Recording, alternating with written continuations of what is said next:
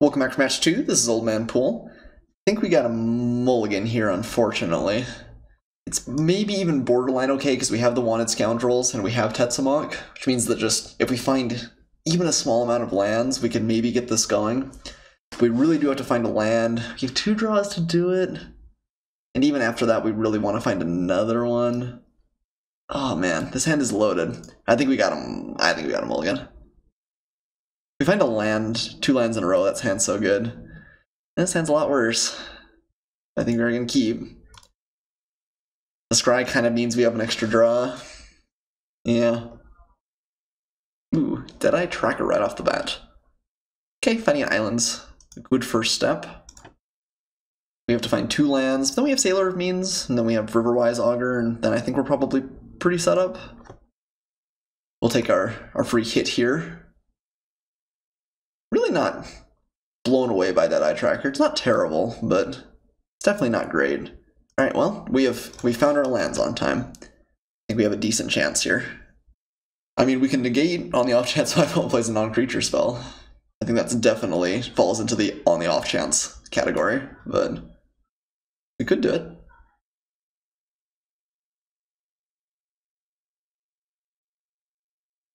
Okay, Grasping Scoundrel. It's mostly blanked by Sailor of Means, which is nice. Secrets of the Golden City, not super exciting right now. It'll be good as the game goes on, though. I mean, it's obviously a great card when you get to Ascend. So it's possible my opponent drops something like, I don't know, if he just has removal, I'm not even that sad. Yeah, he gets to get us for 3 here. Keeps the offensive up a little bit, but it's just not that bad for us. I guess that means an extra couple points of damage from Fathomfleet Border, too. No, now we just have Sworn Guardian. I think we might just play Sworn Guardian. That means we could swing next turn with the Stormfleet Spy. Blocks quite well. We can keep up Negate. Not that that's really relevant, but... ban. Fathomfleet Border, I think, is as effective a blocker, but we actually have to we have to pay 2 life to keep it in play, so... Okay. Border of Zone. But no attacks, I imagine. Ooh, Deadeye Brawler is good. I think we will crack the treasure for that. My opponent has another removal spell. It's a little bit unfortunate, but otherwise that card blocks very well. And actually will attack reasonably well next turn if we need it to as well. Okay, opponent found his second color here. Has a Bombard. Unfortunate for sure. We will take 3 points of damage.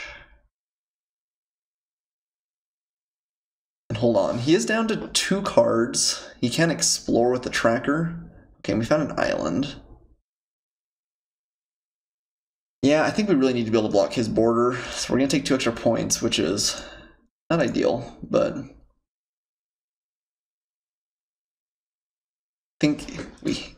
I think that's just better than playing like a Stormfleet Spy or Riverwise Augur at this point. Looks like opponent's maybe a little bit flooded. The black-red aggressive decks generally don't want to hit this many land drops. I think you're usually pretty happy to finish off the curve towards the top, although he missed with Deadeye Tracker. It's a little bit unfortunate. He could have explored last turn and just didn't. No attacks. Crazy. Okay, we'll play Riverwise Augur. That means we'll hit our land drop for sure this turn, and is another blocker. I'm really surprised he wasn't willing to trade those off, though, at least to offer. What would that mean? I don't know what that would mean. Next turn we might be trying to play Stormfleet Spy and walk the plank. I guess we do want to hit land drops both turns. We can put 1 land back on top, but we may as well not even.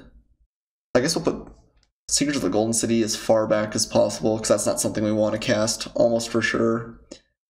And then I'll land underneath it. So Secrets, and then Island on top of that, and we'll play an Island, and pass.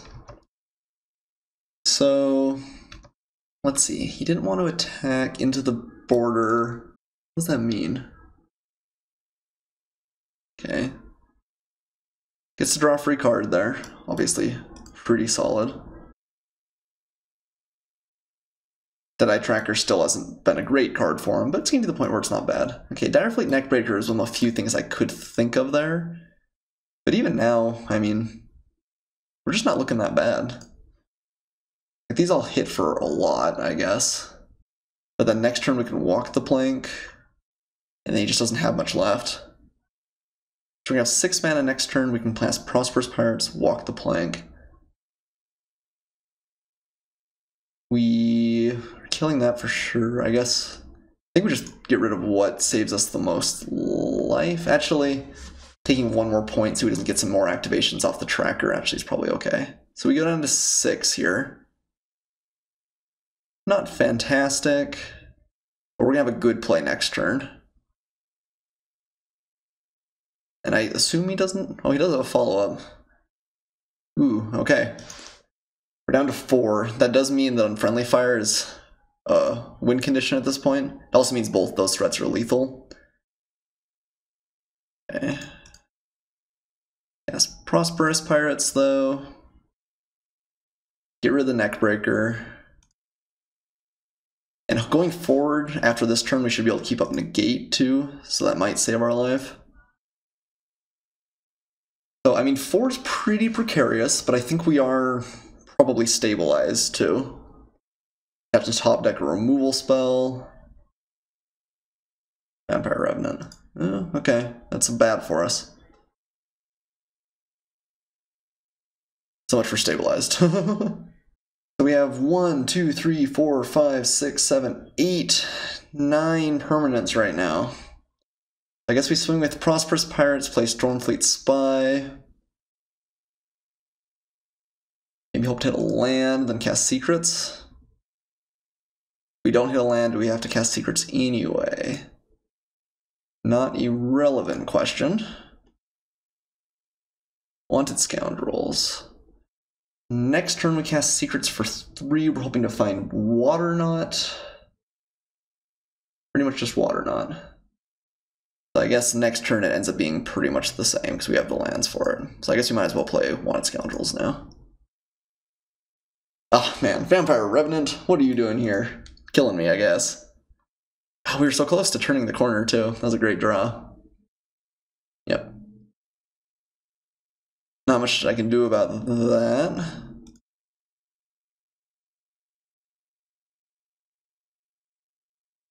Gilded Sentinel. Alright. That's a filler card if I've ever seen one. Up. Land. Cast Secrets. And we do have enough, right? 3, 4, 5. Yeah, play. We have 1 extra. Ah, no luck. Okay. Gosh darn it. Vampire Revenant. We may have been bad playing the Deadeye Brawler into the board, getting it bombarded early on in the game. But on the other hand, he hadn't found red at that point. That's a very reasonable chance that would have just blocked my opponent's entire draw. I don't hate it. Okay, now is the position where we're in a bit of an awkward spot, though, because again, we really don't have good sideboard options. Things like Divine Verdict, Plummet, I guess. The problem is, like, Vampire Revenant is just such a problem for us to deal with. We have only a couple of cards that actually interact. If he has any other flyers, he can kill us very, very quickly with that. I still don't think I want to bring in Plummet, though. We just don't have that many splashing cards. And he may just not find it, and Plummet being stranded in our hand is pretty miserable. Oof. I think we keep this. It's very slow, though. Oof, yeah. Yeah, we're very, very slow. It's bad, I think, most of the time, though, if you've got 2 good cards in hand and the lands to play them to toss it. Okay, Waterknot's a pretty good draw. I think if he just plays like a medium 2-drop here, we're not going to cast Waterknot. I think we need it a lot against potential flyers. On the other hand, right now we're taking at least 4 damage from this. It swings this turn, we play something, swings next turn. No. Actually, we're taking at least 6 damage. Never mind. I think we have to Water Knot. Opponent's got to be pretty happy with that, though.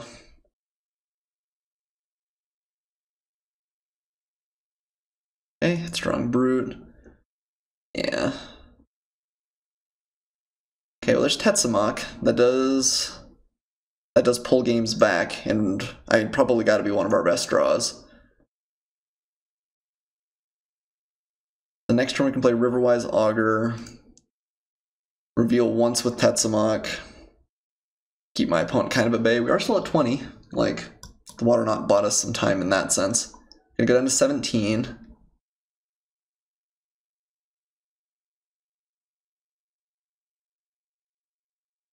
My life for a moment of craving. Would have been a lot better than the Water Knot there. Ooh, another Brood. Tis what it is. So we really need to find at least one more play in this turn, because we don't just want to play Tetsamok off hitting one thing next turn. But we will double block one of these Broods. Okay, playing Augur. We played a land we have, right? Yeah. So we play like Prosperous Pirates next turn into Wanted Scoundrels.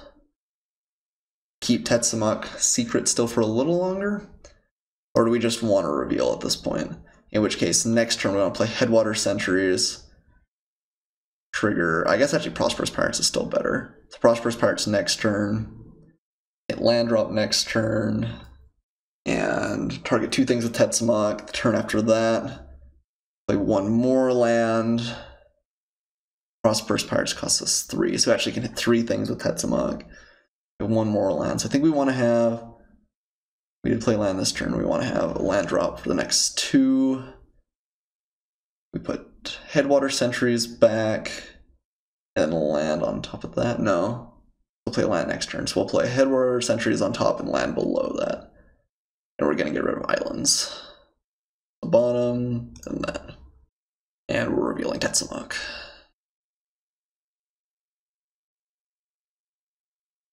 Okay. I think this is our game to lose at this point. We just have to play it carefully, cautiously. If he has removal, he could consider hitting the Deadeye Brawler, taking us down to 11. At that point, we play Prosperous Pirates next turn.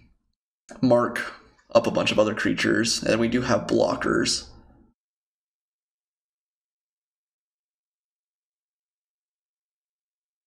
Not real surprising there. Also not real surprising that we need to block. I have to think he's probably got a trick of some kind in this matchup, but okay, Dino Stampede, that's fine. That actually doesn't kill both of these cards. Okay. Gets in for 2 extra points and does kill off the Deadeye Brawler, though. Also doesn't leave him another permanent to get Tetsamoked, which I'm sure was a consideration. And let's play Prosperous Pirates. And I guess Wanted Scoundrels, probably.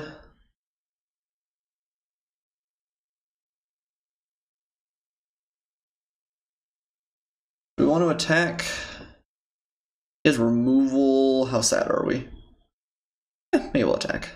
3 points of damage, not insignificant. Okay, I think we'll play slow.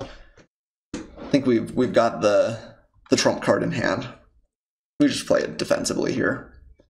Headstrong Brute can't block, so as long as we can keep some defensive creatures in the way, Headwater Sentries will be good for that as well. We can just keep Tetsamok as a threat. I don't think we have to play it. Yeah, this card is just so hard to play around. Really, really tough to beat.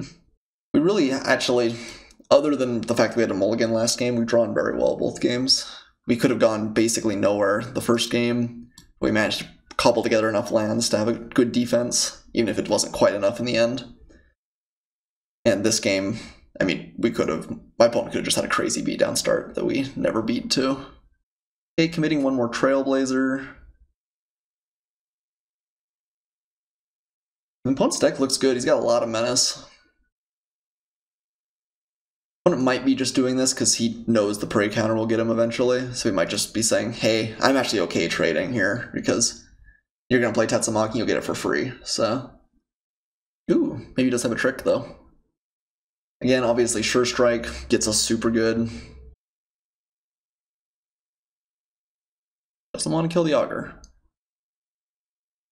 Kind of a surprise. I think we'll swing with these two and play Headwater Sentries. Okay, opponent concedes. Yeah. Again, this card is just absolutely brutal.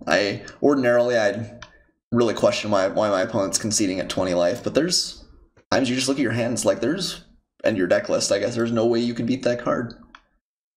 Alright, well, 1-1 in this matchup. Don't think there's anything we can sideboard. We just kind of have to hope that the draw goes well for us.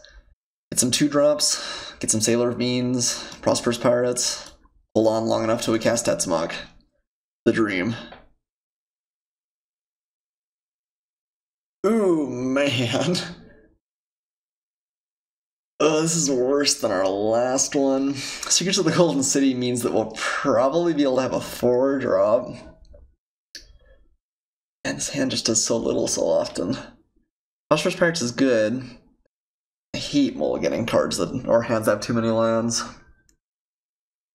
My opponent just has a good, like, beatdown start, though. We just lose, right? Yeah, I think we gotta throw us back. Yeah, this hand is actually quite a bit better. Okay. I feel happy. I think we'll keep that on top. We want to be able to cast one or not. So much of this matchup, I think, is just having cards early that can interact with my opponents. Okay. Yeah, I think that mulligan worked out well for us. Daring Buccaneer, yeah. Revealing Grasping Scoundrel. Definitely very solid.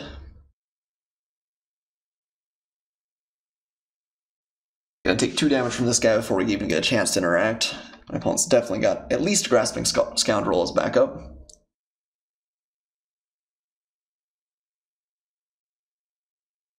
If that's his play, we'll play Sworn Guardian. That negates the offensive pretty well. Queen's Bay Soldier's pretty good draw too, actually. Yeah, I'm pretty happy drawing all the 2-drops in our deck. Have we literally drawn all the 2-drops in our deck? Not quite. We don't have the Wand Scoundrels. That's the only one, though. Yeah, like, Firecam Blast is good there, and he has enough tempo on the board that it's actually probably still just okay, but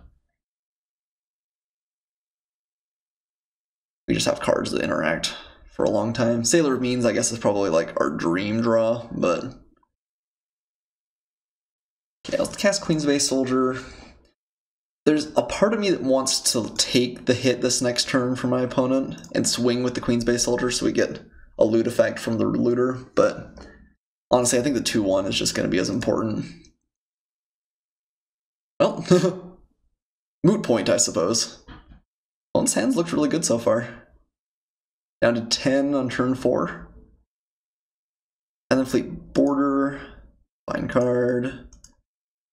Okay, yeah, we're just going to play both of these out.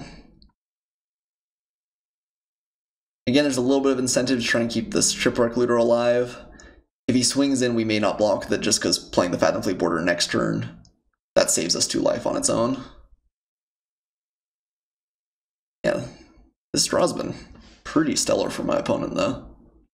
I don't think there's any reason to call off the dogs, though, either. You just keep swinging. No attack.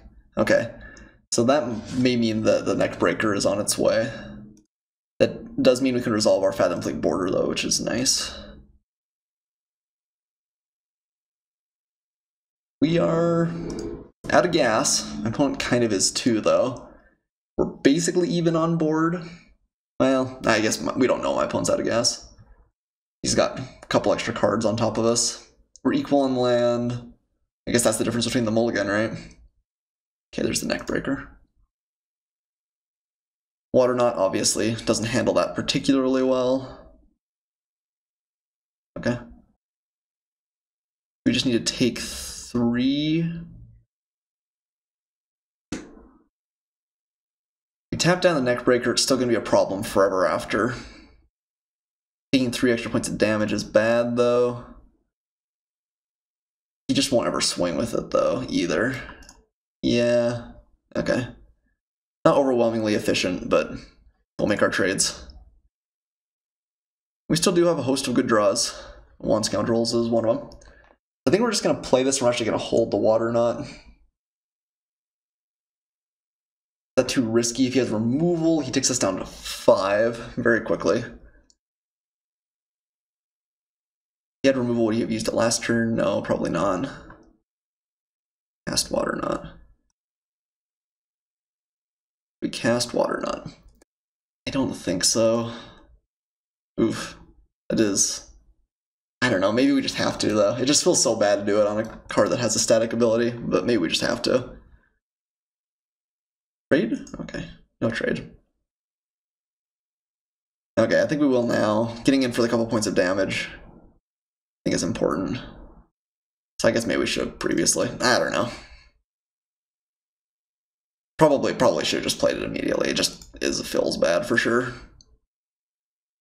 Alright, Wand Scoundrels, go all the way. I can feel it. My opponent's just gonna hit nothing but lands from here on out. Nothing but lands. Maybe? The Flood? Yeah. Kind of us too.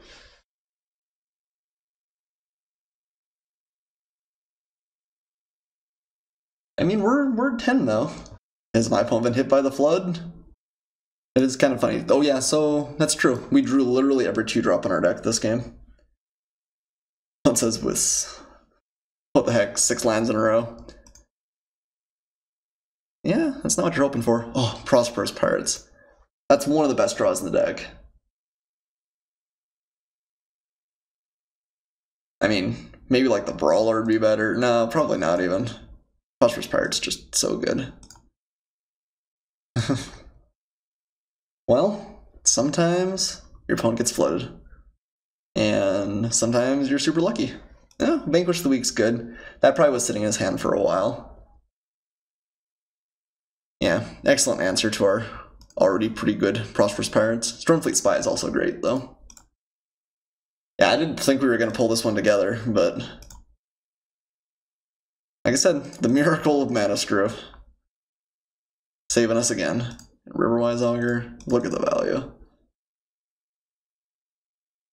And I guess we just keep Tetsamok. Alright, I think we got him. I guess we should have put Tetsamok on top in case he played like a Dark Inquiry. Then it would miss. Very slight difference. Yeah. I don't know if we deserve to win that, but we drew very, very well, and my opponent hit too many lands. So, cool. I mean, I'm really happy to be 2-0. I will see you guys shortly for our third and final match.